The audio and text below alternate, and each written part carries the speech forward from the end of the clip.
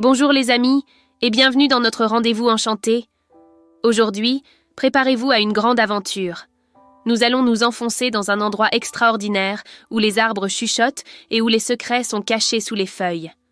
Fermez bien les yeux, ouvrez grand vos oreilles et laissez-vous guider par l'histoire de Léo et le secret de la forêt des échos. Dans un petit village niché au pied d'une immense forêt, vivait un garçon nommé Léo. Léo avait 8 ans, des cheveux en bataille et une imagination plus grande que le plus grand des nuages. Sa meilleure amie s'appelait Chloé. Elle était toujours joyeuse et portait un drôle de chapeau rouge qu'elle ne quittait jamais. La forêt, tout le monde l'appelait la forêt des échos, car on racontait que tout ce qu'on y disait revenait, mais déformé. Les villageois évitaient de s'y aventurer. Mais pour Léo et Chloé, cette forêt était une grande et magnifique aire de jeu, pleine de cachettes et de petits ruisseaux à sauter. Un jour, le vieux monsieur Hector, le gardien du phare du village, fit une annonce. Son plus précieux objet, sa vieille boussole en cuivre, était tombée par accident, au plus profond de la forêt des échos.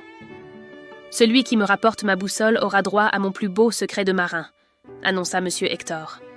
C'était un défi, et Léo et Chloé adoraient les défis. « Nous allons la retrouver », s'exclama Léo. « Ensemble ?» ajouta Chloé en ajustant son chapeau rouge. Et c'est ainsi que commença leur aventure dans la forêt des échos.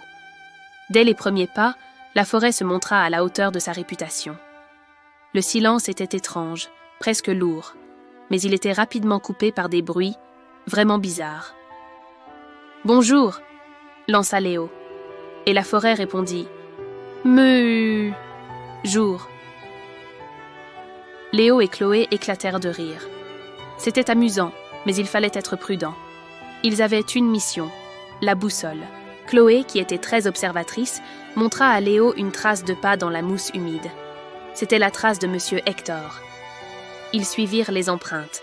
Le chemin menait à un endroit où un gros caillou bloquait le passage. « On ne peut pas passer !» s'inquiéta Chloé. « Attends, nous devons travailler ensemble !» dit Léo.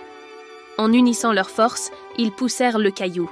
L'entraide, c'était la clé. Derrière, le chemin continuait, mais ils entendirent un bruit étrange, comme un ding très doux. Ce n'était pas un écho.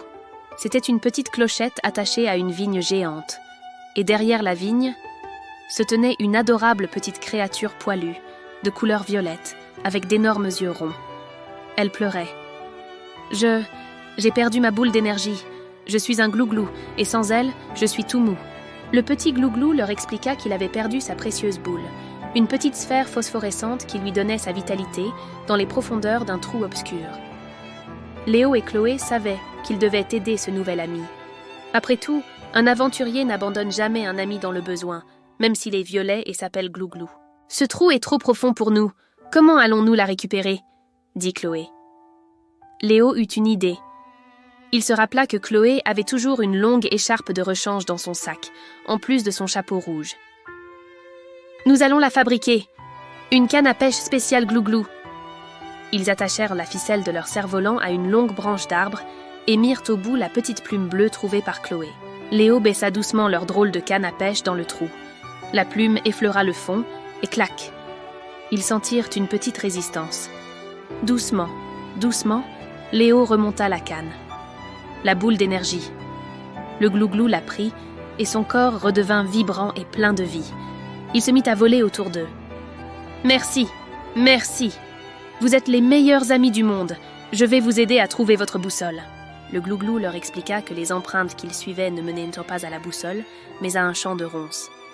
C'était le mauvais chemin. Le glouglou, plus rapide que l'éclair, les guida. Le chemin était maintenant semé d'embûches plus difficiles. Un labyrinthe de feuilles volantes qui changeaient de direction à chaque instant. À chaque pas, un murmure, un écho. Il fallait aller vers la gauche, mais les feuilles disaient « Droite, droite ». Il fallait sauter, mais l'écho disait « Marche, marche ». Léo et Chloé étaient perdus.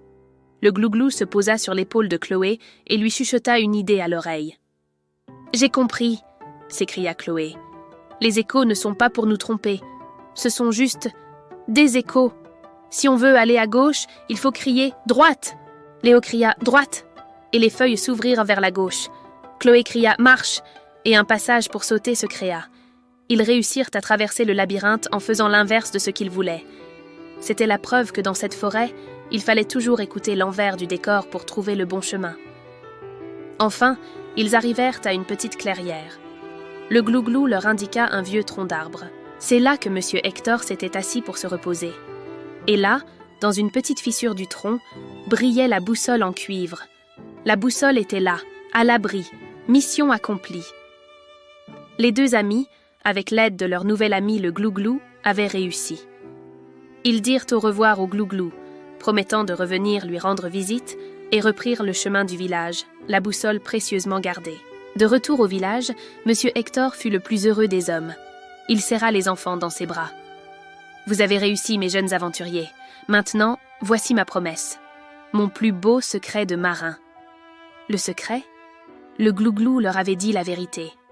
Le secret de la forêt des échos, ce n'est pas qu'elle déforme les sons, c'est qu'elle renvoie toujours l'écho de la gentillesse que l'on donne.